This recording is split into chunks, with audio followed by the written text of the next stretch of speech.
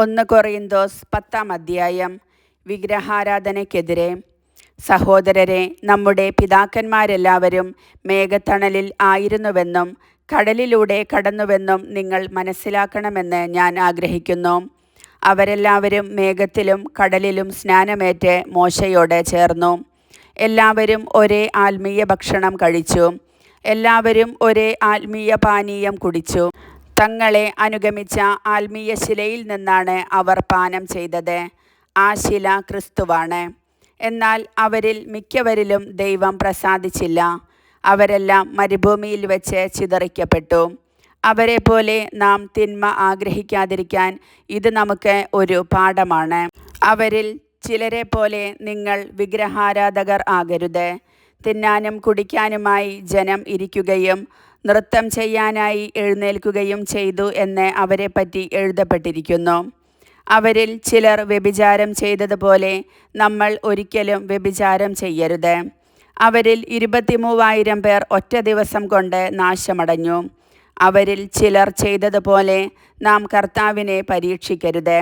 അവരെല്ലാവരും പാമ്പ് കടിയേറ്റ് മരിച്ചു. അവരിൽ ചിലർ പിറുപിറുത്തതുപോലെ നാം പിറുപിറുക്കുകയുമരുത്. സംഹാരകൻ അവരെ നശിപ്പിച്ചു കളഞ്ഞു. ഇതെല്ലാം അവർക്ക് ഒരു താക്കീതായിട്ടാണ് സംഭവിച്ചത്. നമുക്ക് ഒരു പാഠമാകേണ്ടതിന് അവയെല്ലാം എഴുതപ്പെട്ടിരിക്കുന്നു. യുഗങ്ങളുടെ അന്തിമഘട്ടം നമ്മിലാണല്ലോ വന്നെത്തിയിരിക്കുന്നത്. ആകയാൽ നിൽക്കുന്നു എന്ന് വിചാരിക്കുന്നവൻ വീഴാതെ സൂക്ഷിച്ചുകൊള്ളട്ടെ. മനുഷ്യസാധാരണമല്ലാത്ത ഒരു പ്രലോഭനവും നിങ്ങൾക്ക് നേരിട്ടിട്ടില്ല. ദൈവം വിശ്വസ്തനാണ്. നിങ്ങളുടെ ശക്തിക്കതീതമായ പ്രലോഭനങ്ങൾ ഉണ്ടാകാൻ അവിടുന്ന് അനുവദിക്കുകയുമില്ല. പ്രലോഭനങ്ങൾ ഉണ്ടാകുമ്പോൾ അവയെ അതിജീവിക്കാൻ വേണ്ട ശക്തി അവിടുന്ന് നിങ്ങൾക്ക് നൽകും. ആകയാൽ പ്രിയപ്പെട്ടവരെ, വിഗ്രഹാരാധനയിൽ നിന്ന് ഓടിയകലുവിൻ. വിവേകമതികളോടെന്ന പോലെ ഞാൻ നിങ്ങളോട് പറയുന്നു. ഞാൻ പറയുന്നത് നിങ്ങൾ തന്നെ വിധിക്കുവിൻ. നാം ആശീർവദിക്കുന്ന അനുഗ്രഹത്തിൻ്റെ പാനപാത്രം ക്രിസ്തുവിൻ്റെ രക്തത്തിലുള്ള ഭാഗഭാഗിത്വമല്ലേ? നാം മുറിക്കുന്ന അപ്പം ക്രിസ്തുവിൻ്റെ ശരീരത്തിലുള്ള ഭാഗഭാഗിത്വമല്ലേ? അപ്പം ഒന്നേയുള്ളൂ. അതിനാൽ പലരായിരിക്കുന്ന നാം ഒരു ശരീരമാണ്. എന്തെന്നാൽ ഒരേ അപ്പത്തിൽ നാം ഭാഗഭാക്കുകളാണ്. ജനനം കൊണ്ട് മാത്രം ഇസ്രായേൽക്കാരായവരെ നോക്കുവിൻ. ബലിവസ്തുക്കൾ ഭക്ഷിക്കുന്നവർക്കല്ലേ ബലിപീഠത്തിലെ ഭാഗഭാഗിത്വം? വിഗ്രഹത്തിന് സമർപ്പിച്ച ആഹാരപദാർത്ഥമോ വിഗ്രഹം തന്നെയോ എന്തെങ്കിലും ആണെന്ന് ഞാൻ ഉദ്ദേശിക്കുന്നുണ്ടോ? ഇല്ല. വിജാതീയർ ബലിയർപ്പിക്കുന്നത് പിശാചിനാണ്, ദൈവത്തിനല്ല എന്നാണ് ഞാൻ പറയുന്നത്. നിങ്ങൾ പിശാചുക്കളുടെ പങ്കാളികളാകാൻ ഞാൻ ആഗ്രഹിക്കുന്നില്ല. ഒരേ സമയം കർത്താവിൻ്റെ പാനപാത്രവും പിശാചുക്കളുടെ പാനപാത്രവും കുടിക്കാൻ നിങ്ങൾക്ക് സാധിക്കുകയില്ല. കർത്താവിൻ്റെ മേശയിലും പിശാചുക്കളുടെ മേശയിലും ഭാഗഭാക്കുകളാകാനും സാധിക്കുകയില്ല. കർത്താവിൽ നാം അസൂയ ഉണർത്തണമോ? നാം അവിടത്തേക്കാൾ ശക്തരാണോ?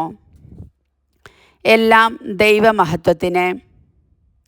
എല്ലാം നിയമാനുസൃതമാണ്, എന്നാൽ എല്ലാം പ്രയോജനകരങ്ങളല്ല.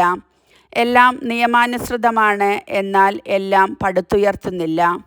ഏതൊരുവനും സ്വന്തം നന്മ കാക്ഷിക്കാതെ അയൽക്കാരൻ്റെ നന്മ കാക്ഷിക്കട്ടെ.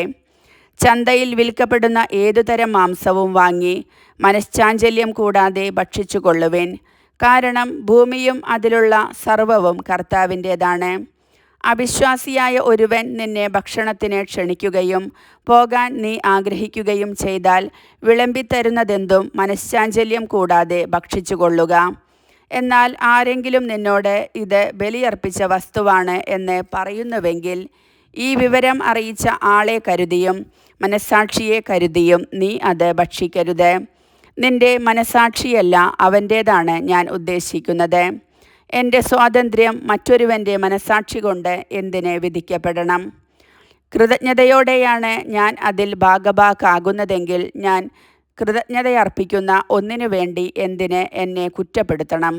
അതിനാൽ നിങ്ങൾ ഭക്ഷിക്കുകയോ പാനം ചെയ്യുകയോ മറ്റെന്തെങ്കിലും പ്രവർത്തിക്കുകയോ ചെയ്യുമ്പോൾ അവയെല്ലാം ദൈവമഹത്വത്തിനായി ചെയ്യുവിൻ. യഹൂദർക്കോ ഗ്രീക്കുകാർക്കോ ദൈവത്തിൻ്റെ സഭയ്ക്കോ നിങ്ങൾ ദ്രോഹമൊന്നും ചെയ്യരുത്. ഞാൻ തന്നെയും എല്ലാവരുടെയും രക്ഷയെ പ്രതി അനേകരുടെ പ്രയോജനത്തിനായി എൻ്റെ പ്രയോജനം നോക്കാതെ എല്ലാ കാര്യങ്ങളിലും എല്ലാവരെയും പ്രീതിപ്പെടുത്താൻ പരിശ്രമിച്ചു കൊണ്ടിരിക്കുന്നു. കർത്താവിൻ്റെ വചനം.